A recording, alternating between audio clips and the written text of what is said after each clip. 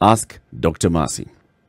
Mercy, of course, now the issues, very many myths surrounding coronavirus. In your interactions with people and the public, what is it that has stood out really for you? Like you heard somebody and you asked yourself, you couldn't ask them because they've been rude. You asked yourself, what's wrong with this one?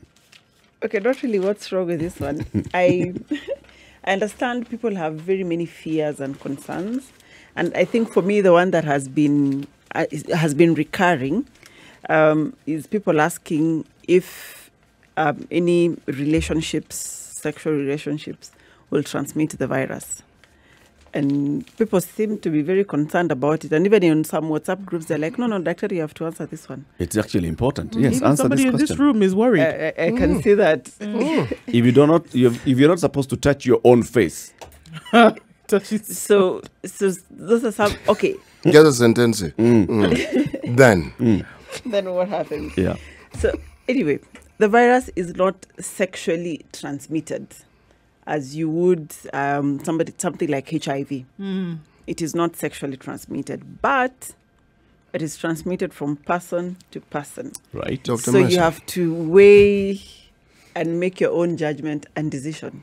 Dr. On Mercy, how the person to person in is going all to the communication that WHO has made public to the public, they have talked about droplets, Yes. Yes. and even more droplets. There has been no mention whatsoever of sexual contact and what it can do. and fluids. No mention. Not even sweat. No mention. Whether it can or cannot, it hasn't been mentioned. So because it hasn't been mentioned, can we therefore assume that what you're saying would be the sacrosanct position of this particular matter because it hasn't been stated? That is the reality. And it ought to be stated categorically because if I remember, you see, my peg is always HIV. For the longest time, it was mosquitoes can't pass it on. In fact, saliva can't pass it on. Then at some point, you said, halt, actually, you know something? Saliva might just be able to pass it on. So it just stopped being sexual contact. It was now saliva. Now, droplets that we are talking about that come from the mouth are saliva by nature. Yep. Now, if we extrapolate, you see where I'm going with this one? I can see where you're going with that one. Precisely. They land on any surface. On Yes, any surface. exactly. So that is what I'm speaking of. So we can categorically say COVID-19, or rather coronavirus, this particular one that causes COVID-19, is not sexually transmitted. However, any Caution contact, is advised. Caution is advised because if you come in contact with somebody actively symptomatic, they have a cough, they have a fever, they're sore sneezing, throat and these droplets come to you, whether you have sexual relationships with this person or it's your house manager, they are at risk of getting So coronavirus. when you talk about a new world order, this new world order, Sexual relations or house manager. hey, Dr. Korir. anyone in What the do you say? vicinity. Dr. Korir is addressing the general public. Right. Yes. She's alive to the reality. That these things happen. Yes. Yes. Yes. So, Kissing is Out. Can we say kissing is an absolute no-no? If you're talking about avoiding contact, It's out. talking about personal space, and what are we calling it? Social distancing, Social the distancing, buzzword, right? Yes. Kissing, no. Out. If If the you're saying hugging- WHO if you're is saying- not going to say it, let us say it for If them. you're saying hugging It's out. is no, no. shaking hands is no, then kissing. Kissing is far Is more no. intimate than Yes. shaking hands. And So- even if someone who is sweating nods at you at close proximity, that's, Okay. Okay, I'm being facetious. Yeah. Sweating maybe not. Sweating maybe not. Because you see, what happens is the virus resides in the respiratory tract. Yeah. So anywhere that can release any of these droplets, either the nose or the mouth, means any of those two, as long as it comes in contact with you, then you're at risk. So sweating, not really, because that will require a whole other process for you to excrete the virus via your sweat glands. All right. So I saw So- somebody yesterday raising this question. And their concern was, I still see people in the gym. Yes, actually, I saw that one, and that's what I was saying. I was hoping that the government is a bit more bold on some of these things, Shut because down all these places. yeah, because these are places where if we do not say close down or do some measures, then we'll all it's not go. going to happen. Then you'll find 15, 20 of us in the gym. We will sweat, we will touch all of those Leave it places, all or in I'll there cough, and then go- you know, yeah. who is coming to sanitize the treadmill that I'm using, for example, or the dumbbells that I'm lifting? Who's coming to disinfect and sanitize them before the next person? Right. So you see, since you cannot guarantee the sterility of that place, then it's best to avoid. So for me, any place that calls for more than 5 people is risky, because where there are more than 5 people, it means it may be difficult to keep the 1 meter social distancing. It may be difficult for you to clean up and make sure that the place is well disinfected. Okay, another question, and this just on social media yesterday, interestingly enough, 13 people asked this question in terms of then intimacy with your children. Kissing, hugging your kids, which is something that you would normally do. What would be the warnings against that? Just do a ju from far. From Your far, children? you away from But far. nothing. But I've I'm a bit seen- worried actually- about you. That's one thing. I'm concerned. You haven't done a ju with the children. I actually spoke to my children like normal human beings from the very beginning. Yeah, and you never did a ju. Interesting, you know, and they Buju. they actually learned to You speak really denied quickly. them childhood. childhood. But I've seen Please, Dr. Korir. I've seen parents now explaining to children about social distancing. Yeah. And there are parents who've gone home and it's the children who are telling them what to do on social distancing. So I think for me, we shouldn't underestimate children. If you explain to them what's happening, they'll be able to understand and know that this is just for A period. a period of time. Yeah. And luckily, I think from global statistics and what we've seen, children luckily have not suffered as much as the older population. Yeah, it's true. We Children had a haven't- 6-month-old case in Yeah. Nigeria, though, yesterday. A 6-month-old baby having been infected with COVID. But on the large, we haven't heard much. coming Children from have children. actually done well, Very well. during this period. So it doesn't mean they're not at risk. They are, like everyone else. But as a parent, you have to weigh Okay. and see. So this, we're talking about social distancing from everyone else. But now when it comes to now this close relationships, you have to really weigh. And at this point, let me talk about the issue. People are saying now we are on self-quarantine, stay at home. What happens when I pass, if I'm infected and I pass this to my spouse or my child or anyone in the household? The thing is, you cannot stop the spread of this coronavirus. You can either delay or contain. So the point of staying at home is that if you fall sick, and by extension your wife, we are able to know and limit it to that household. Remember that this disease is not a killer disease as such, because 97% of people have recovered. So it means even if you have it in the household and you're well monitored, you're well managed, you'll pull through. Yeah. And you will have saved the other neighborhood and the community and other people who you may not know or who you may not be interacting with on a daily basis from getting this virus. So it's about delaying transmission. And when the transmission ultimately happens, then you have contained it within a controlled environment where you're able to manage and avoid a wider spread as we've seen in the other countries. Let's come back to the kids. Kids are at home. Kids are playing outside. They just still want to go out and play. Yes, they're learning from home, but during break time, they want to go and play with the kids downstairs or outside. What about that? Well, that's Is this one of those that we should say, no?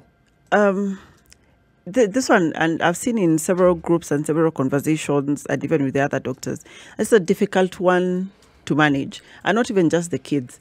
If, let's say, all of us are at home, 1 day, 2 days, by the 3rd day, They have you'll be cabin going fever. crazy Yeah. because you've run out of things to do. You've run out of ideas. So for kids, they don't even have to eat for a day. 6 hours in one confined space, and things are bad. So this one, I honestly do not have a straight answer that say no, no, no. We have an But we answer. have to be No. You have to be creative on how to keep your kids busy. You have to just be creative. Unless then you can control where you say that, yes, we just want to have that kind of physical exercise. So we're going outside for physical exercise. You can play, you can walk around, but maintain that same social distance. We've seen It's that a lot of difficult to let the estates- children go out by themselves and maintain social distance. Right, we've seen a lot of estates have then asked, I mean, in circulars that have been sent out recently, is that estates have said if you're going to let your children out, they should be under the supervision of an adult to make sure that they're not mixing them with other children and that they're maintaining that distance, and then not for prolonged periods of time. They're saying 30 minutes to 1 hour, they can have some outside time That and thing then isn't bring them going to back work. into the house. It's And difficult I'm for saying children. it's going It's to be not- very it's not difficult. going to work. You're not going to be able to tell a 5-year-old, play right here for the next 30 minutes and then we're going to go straight back to the house. Did it work in So Wuhan? you'd rather keep them in the house. If it worked in Wuhan, it will work in Kenya. It's not going to work Why? in Kenya as we are currently constituted until the government begins by issuing a complete lockdown. Yep. You start with that so that we know there in the is house. no There's no movement. movement. Then everything else follows. But this fluid situation we have here, where anyone can think what they like and interpret things the way they see fit, Yep. it is not going to work. It's going to be a difficult one. But I think the advice here is ensure that as much as possible, avoid Avoid going out. going Because out, again, avoid even if you go out interactions. and this child is going, so the child is alone on the swing, but there was another child on the swing on that swing. who has come and done disinfected. And you know how that- children play. Yeah, who has disinfected that playground? Or better still, other children will come to your house, your child will go to their house. Yeah. Mhm. You see, this whole thing, the idea of keeping them indoors, let's say they live in a gated community or in an estate, you keep them within the estate. It is containment, yes. Yes. And it is good because then at least they're all there. And if they play within there or they walk within there, it is fine. But you see, these are directions that need to be clear. What you are hearing are general directives and then Well, an we're escape clause is urging. provided. That escape clause is the dangerous thing now. That's why Because it opens up the whole discussion now. It actually nullifies the previous statement. Right. So then the questions, this is the thing, and I was talking about communication. You don't want to leave any room where people will then ask questions. Because in this case where you say that children should go out and play and they should be supervised by an adult, somebody will now come and say, actually, I have a 16-year-old. Can the 16-year-old then go and watch the 5 and 3-year-old kind of thing? People start bringing in their own solutions Yeah, to yeah. things. They will. And The it needs to be, 16-year-old is this- going to be busy on their phone. Yeah. Will Okay. they be watching what What another supervision child are they is going to be doing? doing? Yeah. Nothing. Right. Nothing. So this is the thing. I do agree 100% that needs it needs to be clear. expressed. It needs to be this and not comma, as we say. There shouldn't be place for comma. Period. And we're done from there. So yeah, if truly we are saying that we are in a serious situation, then all the remedies and solutions must be just as serious. the directive should be to that effect. That Yes, we're in they a should be dire succinct. situation. Very clear. Not we urge you. No. Don't Because urge. there's not of we urge Calling you. for public participation. Yeah. Don't.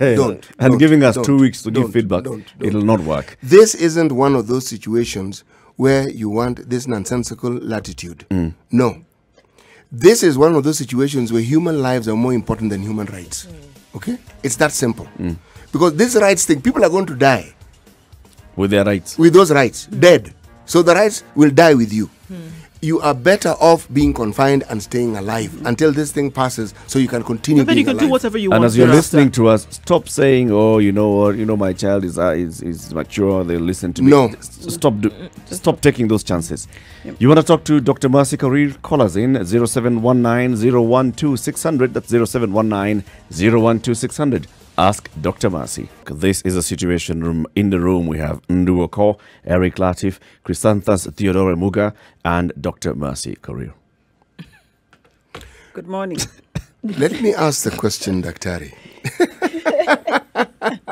Let me ask the question. Yes. All right. Epidemiologically speaking, there are known patterns that viruses or trends that viruses tend to have. Meaning, it starts, it peaks, it reaches a certain plateau. Yes. Then it dips. Then it dips, yeah. Yes. Now, would you say that the patterns we've seen in Europe, would you say there are patterns that we can expect in Kenya? Well, hopefully not. And this is the reason why. If you've seen, there was a campaign about flatten the curve. Yes. Because borrowing from Italy is like the worst affected country after China. Because what happened was people were behaving like we are behaving, then all of a sudden there's a surge. And that's why they've had a crash. But it has been shown, and looking at the other provinces in China, apart from Hubei, where when Hubei was struggling, they did a lockdown. They started a lockdown. So what happened was the numbers, as I said, the numbers are expected to grow. The numbers will grow. But at what rate are they growing? So in those other provinces, what happened was the curve was steady. So you're able to manage. It didn't spike. It didn't spike. The problem is the spike. Because with the spike, it means it demands a lot of the health service. Meaning no healthcare system can actually cope with that spike. No healthcare system can cope with that spike. So the point is, and that's why personally and as medics, we are advocating that there's a total lockdown. Or we will deal with the economy and everything later, because the people will still be alive to revive the economy. Because if that spike happens, if Italy crashed, what about this country where our health system is in a sorry state? We will not be able to manage. We will not be able to manage. So the point is, let the numbers grow gradually. And I've been saying people are getting worried. Oh my God, the numbers are now 7. Oh my God, are there more? Oh my God, the government is not telling us. I'm like, no. The numbers increasing is not a problem. They will increase. Those numbers, it will increase. But at what rate are they increasing? If it is steady, if it is 1 a day, 2 a day, it is fine. That's fine. And luckily, so far, the 7 people that have been diagnosed are stable. Yep. So it means that they can even go. They They're can not even even go straining the home. They ICU. don't even need to be in hospital in the first place, because with this, and that was the other question that people ask: where can I go to get tested? Which hospital can I go to? I'm like, you don't need to go to hospital. Not everyone with a cough, not everyone with a fever needs to go to hospital to get tested, because remember, we have COVID at the moment, the threat of coronavirus, but mothers still need to deliver. People are still getting strokes and heart attacks. Yep, people need dialysis services. People still need dialysis. As in, there are other things. People still need to go for chemotherapy, radiotherapy, and all of those things. Those other things are still happening.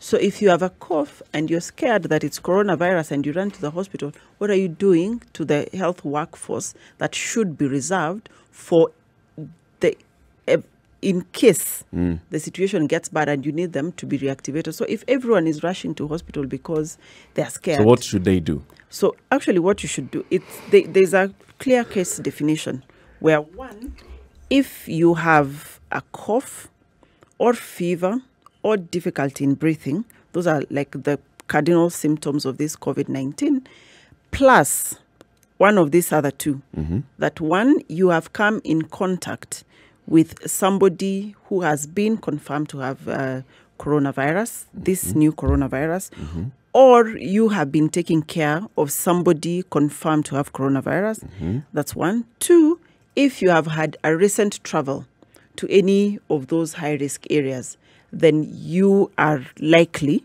you fit the definition. But it doesn't mean you run to hospital and now, can I get tested for coronavirus? Because, as I was saying, and I think it's been very controversial because the WHO is saying test, test, test. I was telling people, if you test and it's confirmed you have coronavirus, the management is the same. Isolate. Oh, you still do the same. Yeah, isolate, manage the fever. You need to hydrate as much as possible. It's like how you would do a common cold. Whether you go to hospital or at home, you'll still need to do the same. So the people that absolutely have to seek medical care or have to go to hospital are who I'm calling the vulnerable in society. Our elderly, people with pre-existing conditions like diabetes, cancer, or any treatment that has suppressed the immunity. Those are people that this disease has absolutely not spared. So those are the people that need to go or to seek medical attention as soon as possible. But if you have been doing well, and you have not even come in contact with any of these people, just stay home, self-isolate, manage. The symptoms will wane. And as we said, 97% of people have survived. The 3%. So I don't need to go to hospital to get an antibiotic, to get cough medicine. Nope. In fact, that's just overwhelming the system because, and I've been talking to my colleagues in some of these outpatient facilities, they're overwhelmed already by people coming in saying, I think I have coughing. I'm coughing.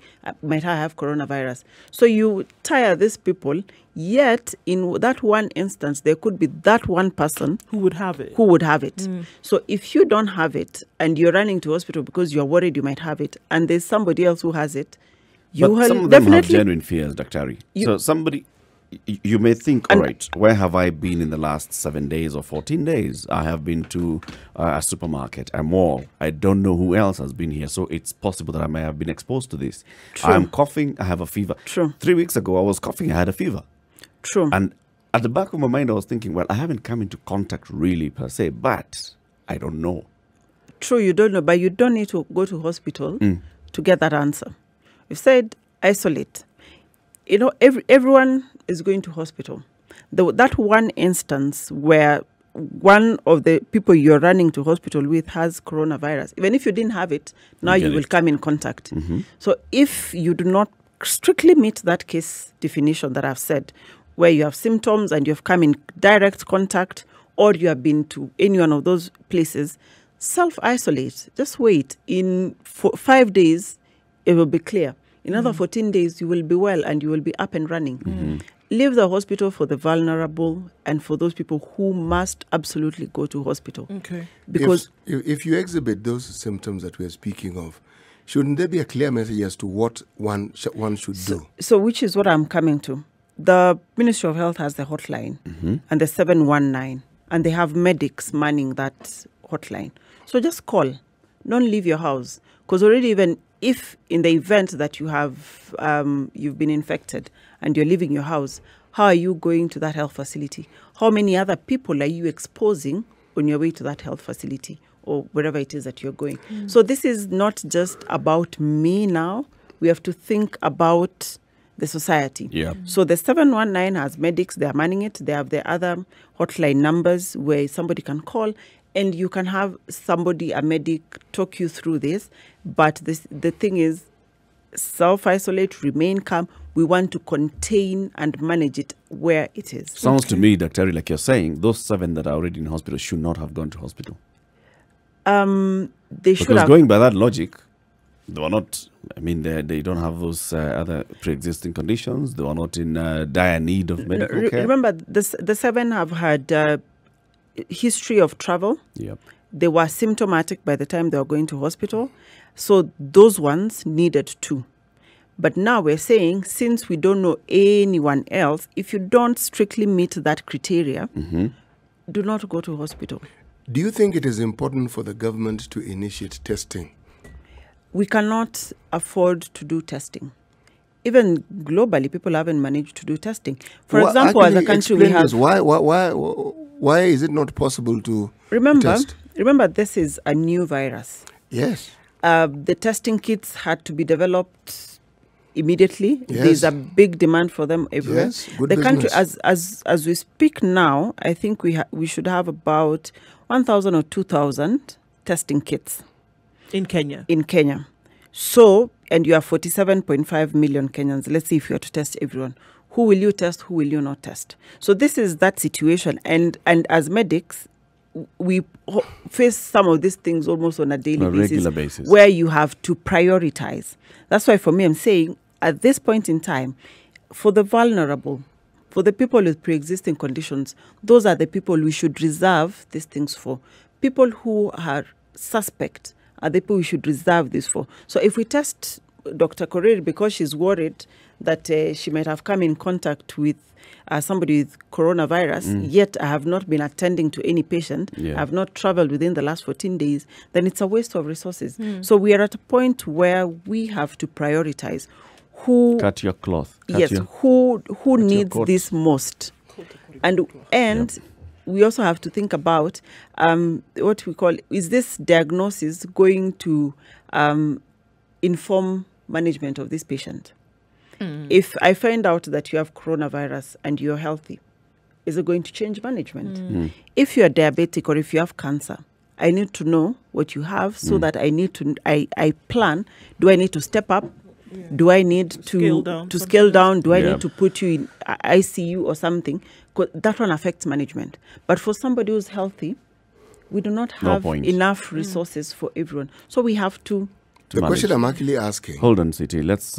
We have a caller on the line. This is Zachary calling in from Nakuru. Ask Dr. Marcy 0719 012 600. Zachary, good morning. Morning, guys. Good conversation that you are having, and I want to agree with whatever Dr. is saying, that the government needs to act serious. Let them up their game, and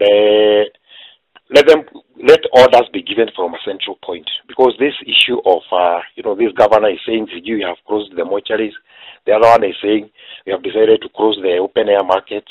The other one is saying that we have decided to close the bars. That one there is disorientation. And I think we are not giving the seriousness that deserves this issue. And let me tell you, Mwalimu will tell you there that the guys who invented the kilo, we don't agree with them. But that kilo, the definition and whatever it entails, actually determines the value of your money. And we call them professionals. So why are we arguing, and why are we not following what the medical professionals are telling us? So actually, let the government start giving orders, not suggestions, so that we can probably argue with them, orders, so that we control this thing. Thank you. Thank you very much. Thank you very much, Zachary, and for that call and the feedback. Dr. So we're going to take a short break, that we go and take a look at traffic, and then we come back. The conversation continues. We have Dr. Marcy Korir in the studio. She's Standard Group's medical journalist. She's here. She understands a lot more about this than we do, and that's why she's here to help us, unravel this unfolding situation. This is a situation room. It's Kenya's biggest conversation. Ask Dr. Marcy. 0719 012 600 is the number to call. That's 0719 012 600. William calling in from Diani. Good morning. Good morning to you. Well, what Dr. Marcy suggests is actually something close to the science of wartime triage. Wartime triage only works when you have a working healthcare system. Now, if you've had recent sentiments from the New York governor, Cuomo, what he's been stressing that even in states, the independent states, they cannot function without the assistance or the direction of the federal government, because it's a national problem. And I would be looking at the Kenyan scenario and imagining that our approach on how we are going to allocate medical resources, or how we are going to give out rules and regulations to conduct ourselves during this time, should actually be coordinated nationally. And we have to remember that we are working from a background of a healthcare system that doesn't work, on a background of a larger percentage of our population actually not even on a healthcare plan, not insured. We are working with a population that is self-employed. Majority of it is actually unemployed. So then again, in a scenario where now government literally has to provide 100% of the resources that are supposed to be input to mitigate the kind of issue that we are facing at the moment. Thank you very much, William. Asante sana. Let's hear from Abednego in Kasarani. Good morning, Abednego. Good morning. My question to the doctor was, hello? Go ahead. If somebody survives corona, is there a side effect in the survivor's body? Thank you very much for that question. Actually, I think you can actually answer that one straight, Dr. I think we can start with that one. So, Abednego, remember that this is a new virus. Scientists are still trying to learn and understand what this is, its effects and whatnot.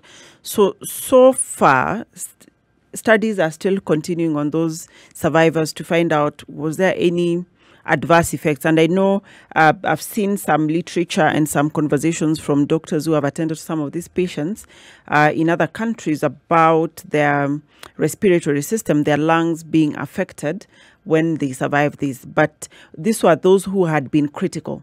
But the people who had mild symptoms really have lived it like it's a mild common cold or something else. So this is something that is still being explored. At the moment, we cannot say it has any adverse effects. So probably this is something that we still need to see.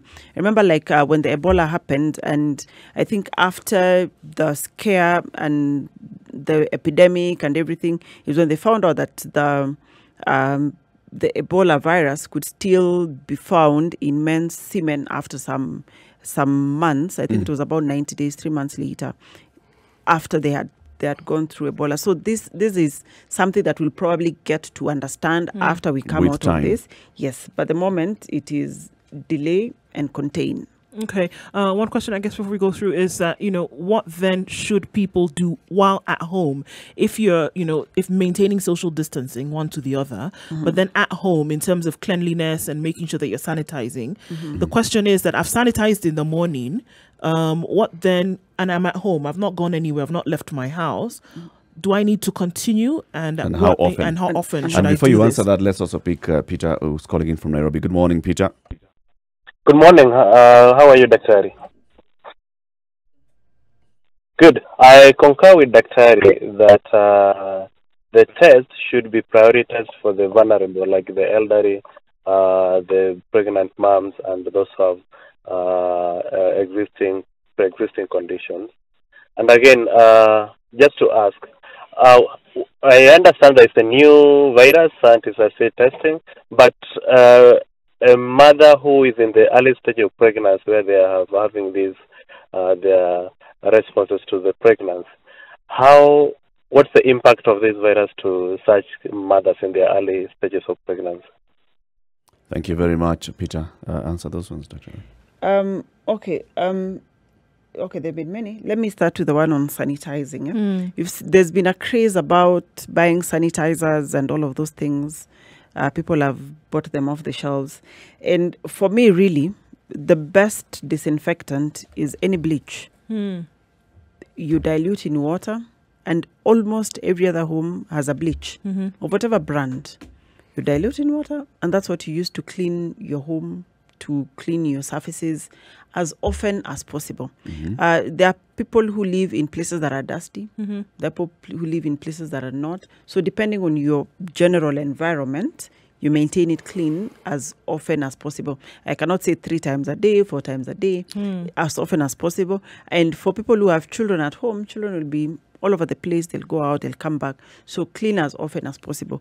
And as I said, again, at this point, children will probably be the ones to teach parents, because I was talking to a friend of mine yesterday, and her daughter is the one reminding everyone in the house to clean their hands, because they know anytime you go anywhere, you come back, you have to clean, and it's soap and water. This, we want to look for all fancy things, but hata ile sabuni ya kipande iko tu sawa. Actually, it's the best. If it can remove stains in clothes, why can't it clean your hands? So we should stop going crazy and looking for all fancy things, and just use the basic things in the house, because it's about cleanliness and hygiene. There was a time I was in Ghana, and they use ash and water.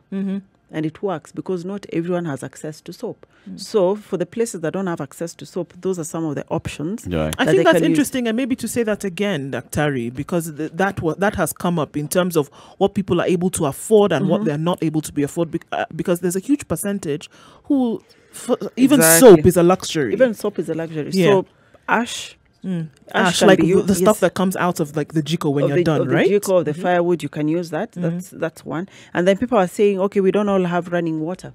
Running water doesn't mean tap. Water in your jug, and you pour it, that is running water. The point is to avoid the water in a basin where it's stagnant, and you dip your hands and you reinfect. So as long as it is water that you don't take it back again, then that works. There's a second question, of course, that was asked by Peter, who called, but I have Stephen on the line, and let's not keep him on the line. So let's just take his question, then you can answer the two of them. Good morning, Stephen. Yes, good morning. How are you? Fine, thank you. Yeah, my question. My question is, does this virus, like when it you get in contact with somebody who might have the virus, and let's say that it gets into your body, not necessarily your mouth or eyes, like your face sides, can it affect you in any given way? Like if it stays just on your hand or part of your body, does it get through your pores, something like that? Good question, Dr. Ari.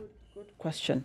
The mouth, the eyes, remember these are places that have their surfaces, the mucosa has access to... Did I hear the word membrane the other day? Yes, I think membrane is a better word, that has access to your body. So as long as this virus can get into your body, it doesn't matter where, but your eyes are the best place, your nose and your mouth. That's why children are told not to touch men. Mouth, eyes, nose.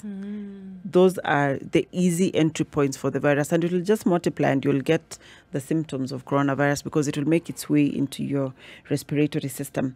Peter had asked about the pregnant women in early stages of pregnancy. So, and City Muga is here, tell us, initially when HIV came in, we didn't really know about mother-to-child transmission. We actually knew nothing about it. You didn't know, as I said, whether it was mosquito that transmitted it. A lot of the information that we now have was cumulative over the years. Over the years, yes. True. So the same with this, I would advise that anyone who is pregnant, because we have put all of those people under vulnerable groups, to just be on high alert, to be the ones who are maintaining social distance as much as possible, to be the ones that are maintaining cleanliness and hygiene and all of those things, because we do not know the effect that it will have on pregnancy.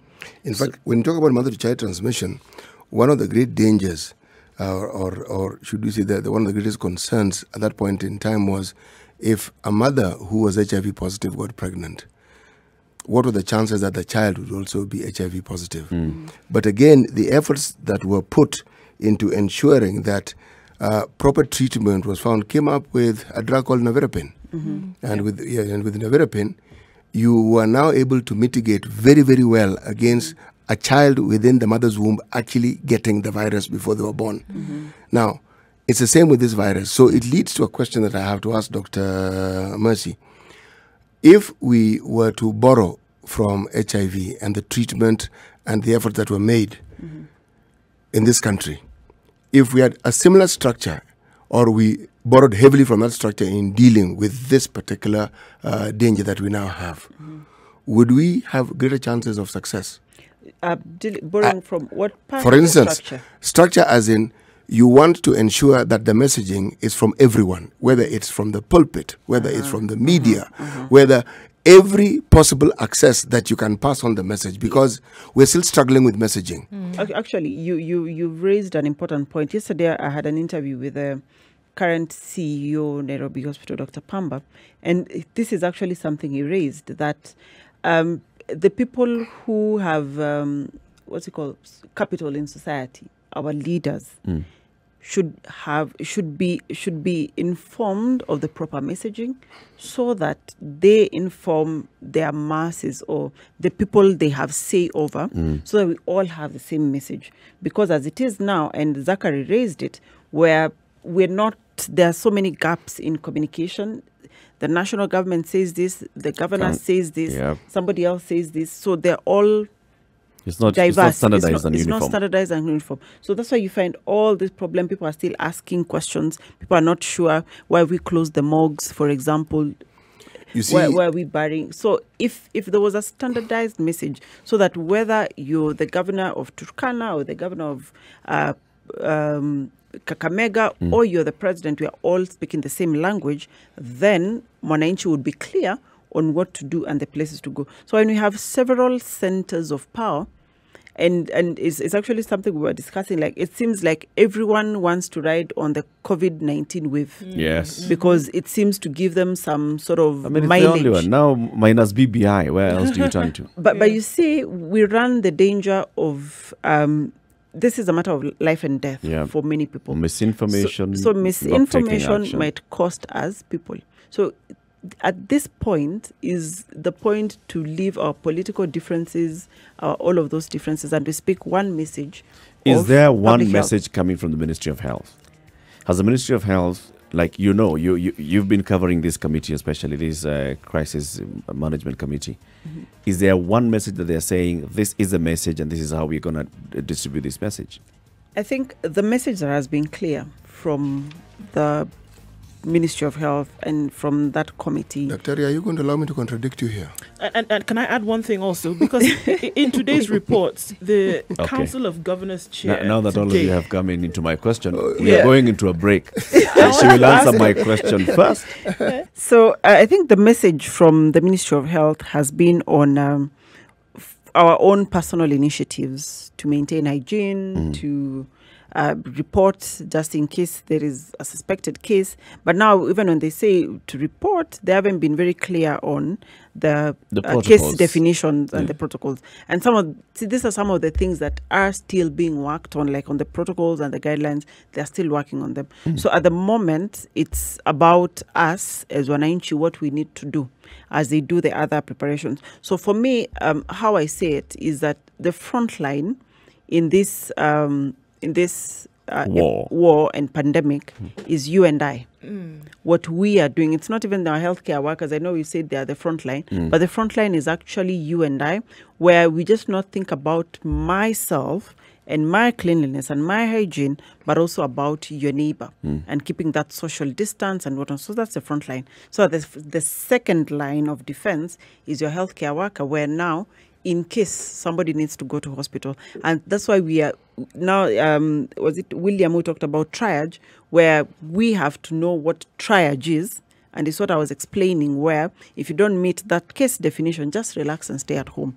If you meet that case definition and you are in the vulnerable group, then you can seek health advice, and you can call, you can go to a health facility, depending on how the situation is. Because if somebody has difficulty in breathing and they are gasping, you don't want to start calling. You want to rush first of all. And then when people get to health facility, and this is one of the things that caused problems in Italy, I think it was the fourth person who was diagnosed or somewhere thereabout, did not say that they had traveled, they had come in contact with somebody who had been to Wuhan. Oh, wow. So by the time that was found out, they had gone to a health facility twice. Because the first time you go and you don't say you've come in contact or you've traveled, I will not pick it because I'll think you have a common cold. Then you'll go and you'll come back. And then you will meet another set of healthcare workers. So this is the point where you need to shout that I have been in contact directly, or I have been to any one of these places. And now it's not even those specific places, but anyone who has been traveling, because you have been in airports, you don't know who you've met. So anyone who's been traveling needs to say it loudly so that you are treated at a high index of suspicion, so as to safeguard also the healthcare workers. So this person in Italy got well, but the healthcare workers, some did not, did not leave. So you see, this is a matter where we are the front line, where saying some of this information is important. And now on William in Diani said that our healthcare system doesn't work, people don't have insurance and whatnot. But I would want to say the system works. We have just not utilized it. Thailand, I think, has less than 300 cases during all this time. And because their system is just like ours, where you have a national referral, or you have a referral, a level 5, level 4, level 3, but all of this system have a clear communication. We have all these things in place where people know who to call, where to go, what to do. So this is probably the time where we need to make sure we utilize some of these places. So you say our system works, but we have not taken advantage of it. Let me say it like that. Our system is in place. It's in place. But we haven't optimized its use. We haven't. Like Nairobi has, I think, 86 health facilities. But everyone goes to Kenyatta, Mbagathi, Pumwani, and Mama Lucy. Why do they? To make these why do they? Because that's what they know. This is what I'm saying. We haven't activated them. For example, I've gone to one of the health centers. I will not say which one. And they have all the stuff. But when you go, you're told the nurse comes in, they always come in at 10 a.m. Why? Or they close by 4 p.m. Do they close. Do they have commodities? Some of these places actually do. So Some of these places actually do. So why do they have that particular way of working? That's another conversation we should have another time, because it's a whole big conversation in itself. Daktari, does the system work? The system is in place. Does it work? You know, the system is not just personnel. It's also not just the building. The patients who need care are there. There's no question. So that part of the equation is already filled. Now, the care that they require is in that facility called a hospital, and it's supposed to have health workers who can provide it, and they require commodities, they require apparatuses, they require equipment. Now, all these things comprise what we call the system. Is that not so? So yes, it does. Let me give. So in that particular place, I was just going to see about maternal health. They have vaccines. They have all of those basic things, but because they have this set time in which they work, or they are not usually there sometimes, people have learned to go elsewhere.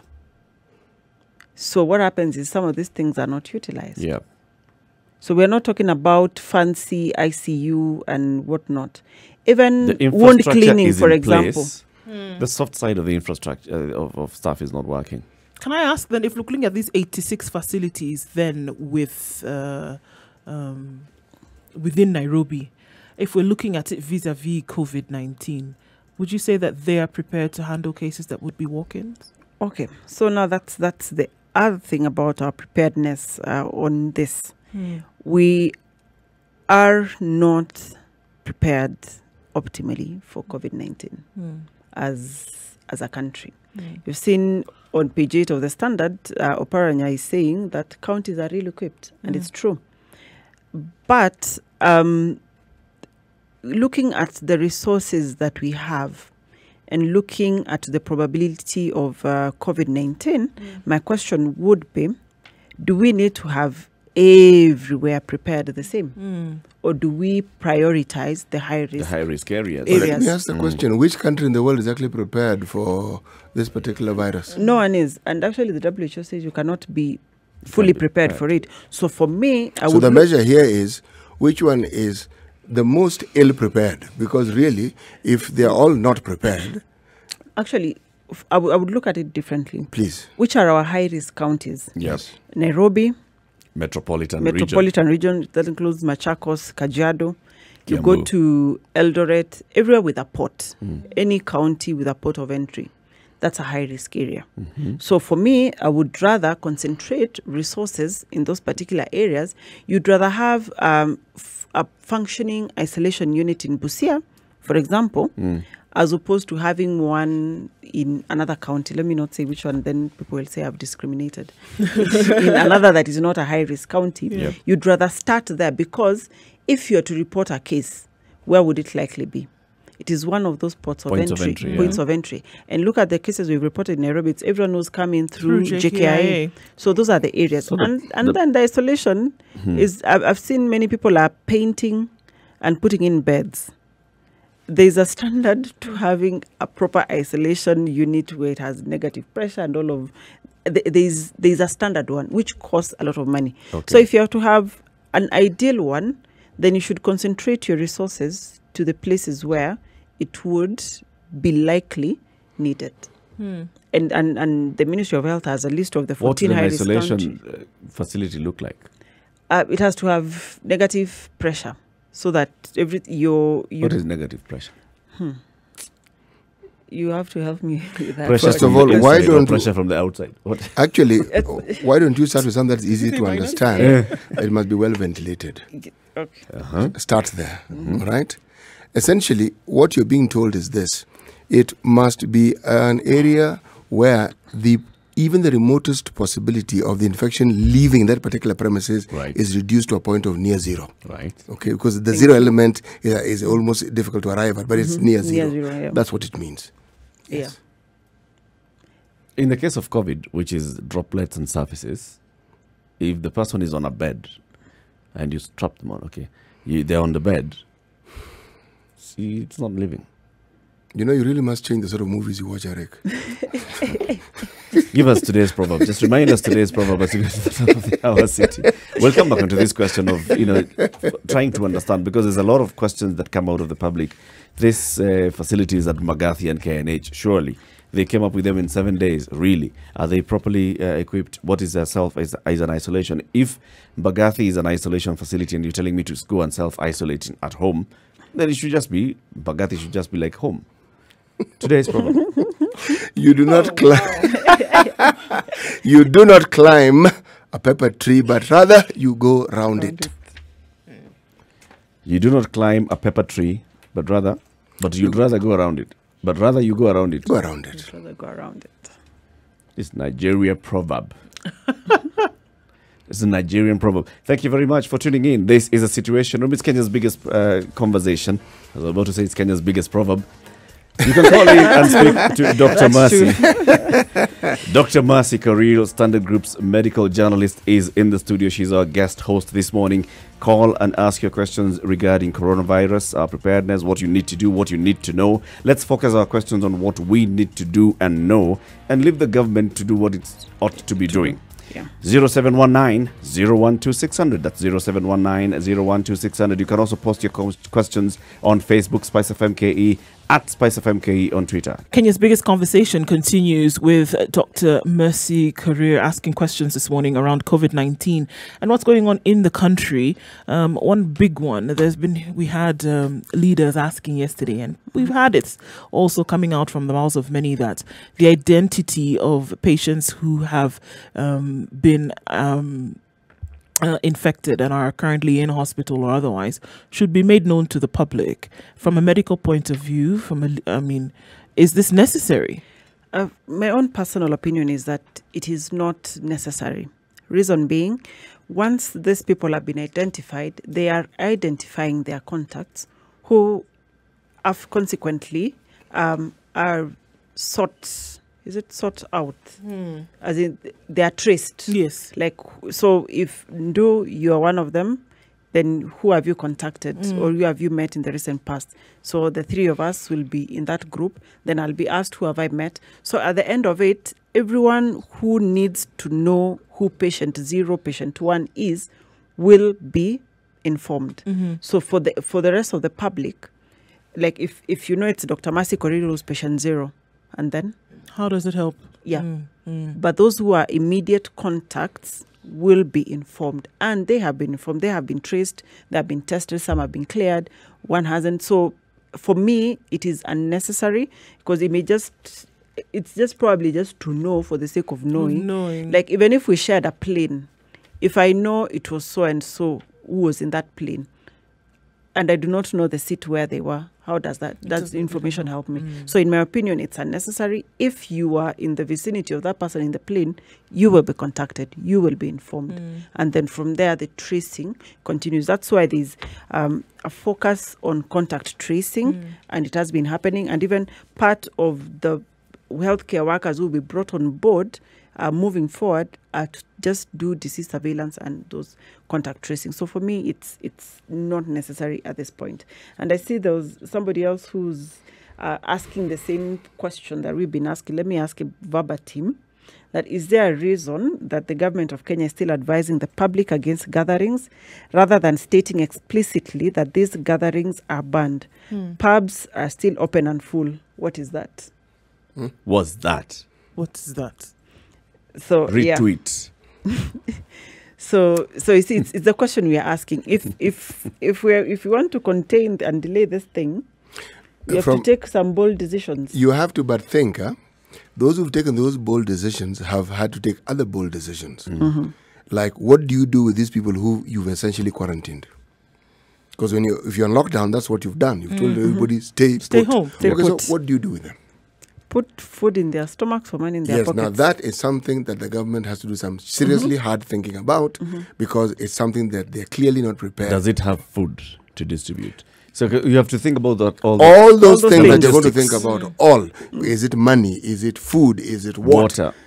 Is it? So who's going to do this? So even if we say, let's deploy the NYS and Because the NYS are here to do that.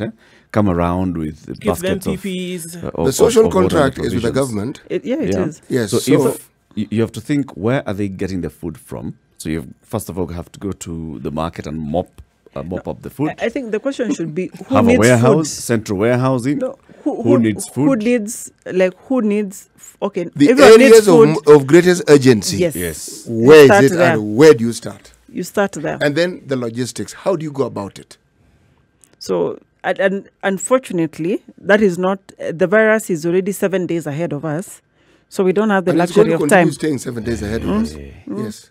So we do not have the luxury of time. It's So not an easy decision for the government. No, it isn't it easy. isn't. But it's and believe me, necessary. That's why everything it's a they've government- been But it's doing up- necessary. Necessary, everything yeah. they've been doing up until now has certainly not made it easy for them. In fact, it has incapacitated them. A lot of things that are necessary to do are not easy. And they have to go through understanding that it is a difficult process, but it is at some point to think about it and then to follow it up with action is something that would need to be done. The silver lining with COVID-19 is that all those things that the government may never have considered doing, they're now going to have to do. And I remember what an ex-Iraqi said yesterday, and he said, we would look forward to a time where these are lessons, and he almost silently, secretly want to say, thank you for this opportunity, because what it does is that it opens up a landscape for you to say, wow, there are certain things that we can actually do as a nation, as a government, as leadership, to make sure that we are in the right path. So an opportunity, something like this, then presents a glowing opportunity for you to say, actually, there's certain things that we've not been doing right.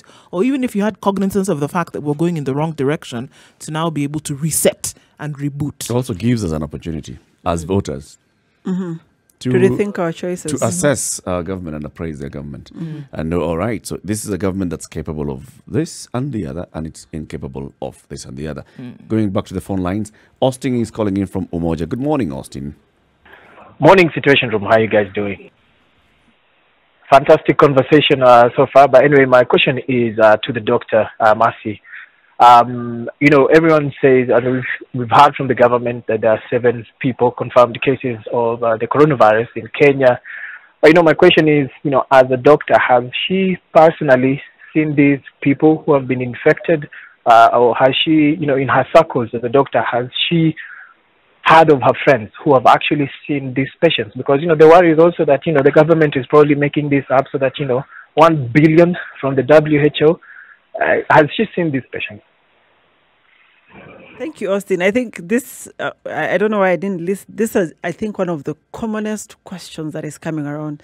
That is the government really telling us the truth, or is it a hoax?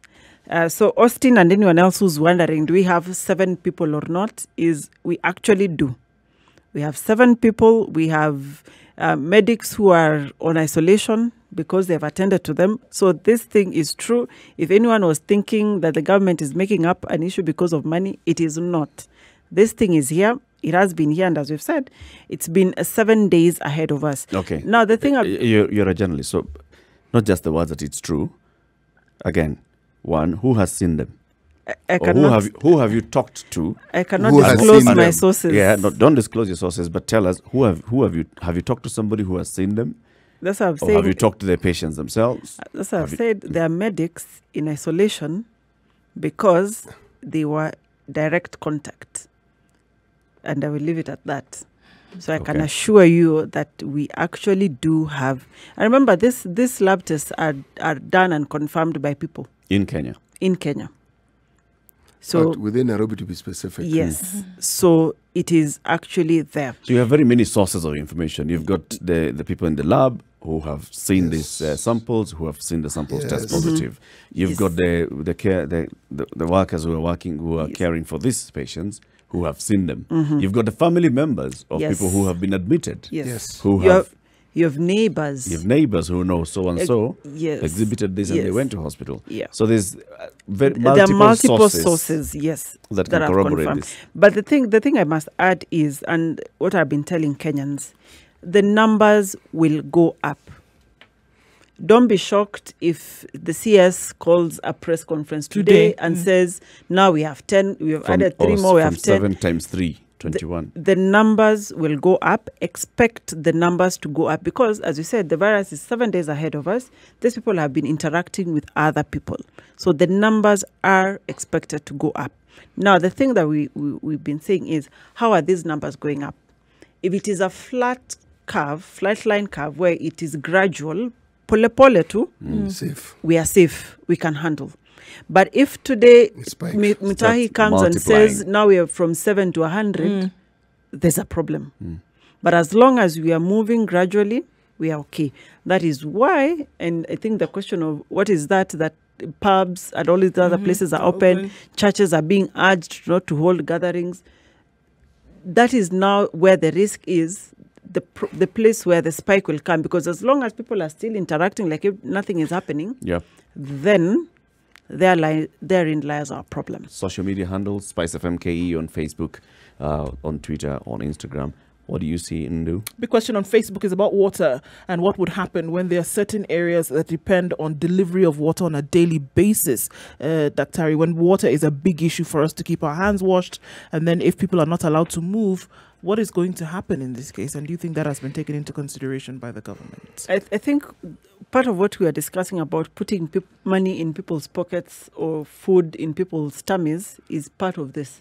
Because now the government needs to decide what are the urgent areas that we need to address? Like when it's a total lockdown, who will suffer the most? You have to address your most vulnerable first. Right, because people have water delivered to them in the morning, in the afternoon, and the evening in certain pockets of in Kokotenis, certain parts of the city. So the government can then decide we'll have a water bowser, because now that at least that will be 1 or 2 people that you can trace who will not have any contact with people where they're dropping or they're delivering water.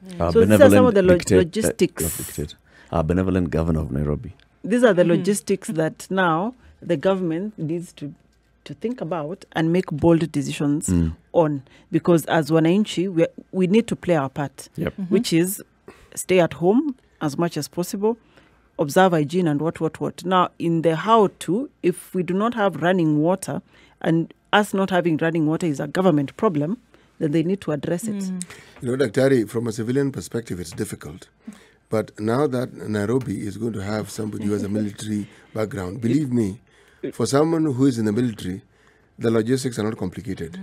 They look at the problem, they will tell you what needs to be done, and believe me, it will get done. Because they know, this is what you need, this is the problem, this is what... these are the things we have at our disposal to ensure that a solution is found, or that solution will be found. Will be found. Yes.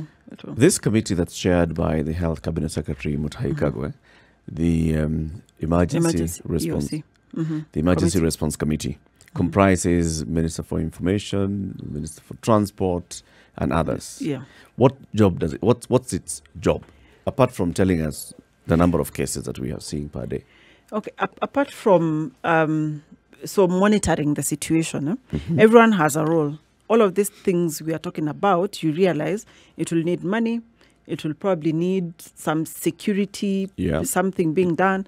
There are certain arms of government that need to come in place. It will need some county coordination. And I think the first question was, why is the national government saying this? The counties are saying this. So all of these people are supposed to coordinate. Actually, Mohammed Kuti is in this. The Isiolo governor. He is. He's the chair of the CSG Health Committee. So all of these people are supposed to coordinate so that everyone knows what my role is. So the Ministry of Health's role is to make sure that we follow the public health guidelines in terms of identification, confirmation, blah, blah, blah. Are the PPEs in place? That's their part. When it comes to interior, they have their role. Finance, they have their role. So everyone has their role, all of them geared towards containing the situation. So like we are asking, if we need to do a lockdown, so we need to do social protection, then there's an arm of government that says, these are the number of people that we have that are vulnerable, they're in this and these places. They should have that data. So it's just a matter of deciding, what do we do? How much money is needed? Then you ask the treasury person, there's the money we need. So that is why it's a whole team and it's not just a one-person show. Okay. Do you feel that we have sufficient personnel to address this in the medical sector, medical personnel? of course, we do not have medical personnel.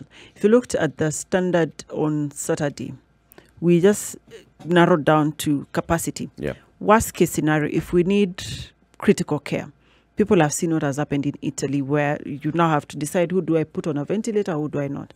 If we need critical care for people, this whole country, private and public sector, has 400 critical care beds.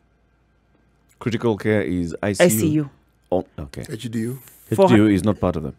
Everything. Okay. 400. 400. And we are 47.5 million of us. 400. And now that is just the bed space. Remember, you need personnel. You need one nurse for one bed at the very least, and they cannot work throughout. You need, in an ICU, you need at least 4 doctors. I think you need 4 doctors, and it has to be manned 24/7. You need So lab 4 support. doctors per shift. Yes, you need a lab support. Because it's, when we always think about healthcare, we always think about a doctor, nurse, and that's it. You need lab support, you need the patient attendants, you need your medical engineer, because there's a lot of machines being operated there. So there's a lot that goes into that. So if we say we have capacity, we don't have enough medics. That's why you saw the KMPDU asking the government that we have 3,000 jobless doctors. Take them in now. This is the time. This is the time to take them up, because Take them there's now, need for let them. them go through training, let them be ready. And those are just doctors. You have also nurses who are Nurses who are- tamaking. You have clinical officers who are tamaking. So this is the time to actually use bring them. all hands on deck. I want to go back to that number of 400. Are we looking at this across public and private? Yes. Yes. That's a scary number. Yes. Across the country. Across the Yes. country. Okay. Yes. Across the country. Dr. Mercy Korir, will you join us again tomorrow morning so we can have these many questions and, of course, just trying to unravel whatever is happening Still very many questions on social Yep. media. We're not There's gonna so many get about to. this, and you'll be responding to them, of course, on social media. Yeah, definitely. After we finish this show. C.T. Muga, What was that you called me again? Chrysanthus, Theodore, Chrysanthus sounds like a flower. Theodore It sounds actually so is a romantic. flower. Directly Is it? Crispin Theodore. Yes. Clearly, this is somebody who went to a Catholic school and probably learned things in This Latin. somebody. Yes, this Somebody. particular person. Allow me to say one thing, Yes. Latif, in closing, about this coronavirus pandemic should teach us one thing, that universal healthcare is critical. Because at this point, whether you have a medical card that that covers you, it doesn't matter. Yeah. It doesn't matter. If you go to the private facility, you'll still be sent back to that public And you facility. cannot go seek medical attention abroad. You cannot go abroad. So I think it's high time. Maybe we can discuss that tomorrow. That we see the need, the urgent UHC. need for universal health coverage, because it means it's access, not affordability. Good. We have tomorrow's topic.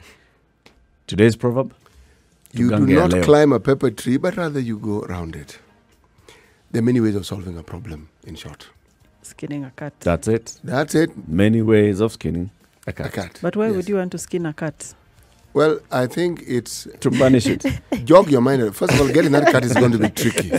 And think of the process of trying to skin it, what that cat is going to do to you.